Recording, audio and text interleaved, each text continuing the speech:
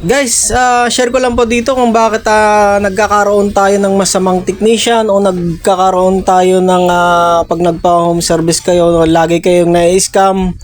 Kung bakit nagkakaroon ng problema sa pagkukuha ng technician po. Ito po yung kanilang TV po, nakita nyo po yun na blank image. Ito po sabi ni sir, insert ko dyan, sabi ni sir is 40 inches daw, yung pala 50 inches yung kanyang TV. So may silyo pa po at chinik up natin.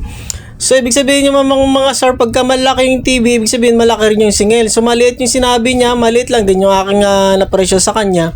Ang malungkot lang po dito po, na-scam tayo. Kaya nga po, wag nyo po itong tularan. Ito'y binidyo ko lang at ay gusto ko nang burahin sa aking Facebook, sa aking sistema o sa aking cellphone. Gawa nga pong napupuno yung aking memory. So gusto ko na pong burahin ito para makalimutan ko na yung bad experience ko sa ganitong uri ng customer.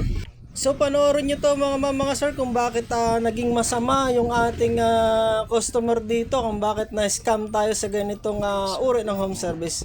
So ito naman yung pangluloko niya, hindi rin naman nag-success, gawa ng advanced karma siguro.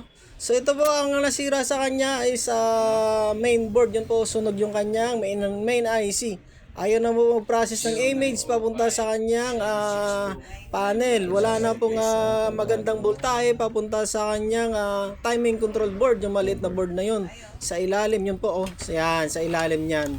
So yun po, kakasinungaling niya siguro at yun, kinarma. Yun po, na-record natin, na pinatayo natin ng maayos, na walang basag at baka masisi pa tayo. So ito po, lesson learned sa mga kapwa technician, videoan nyo po bago kayo umalis. So ito po yung conversation namin.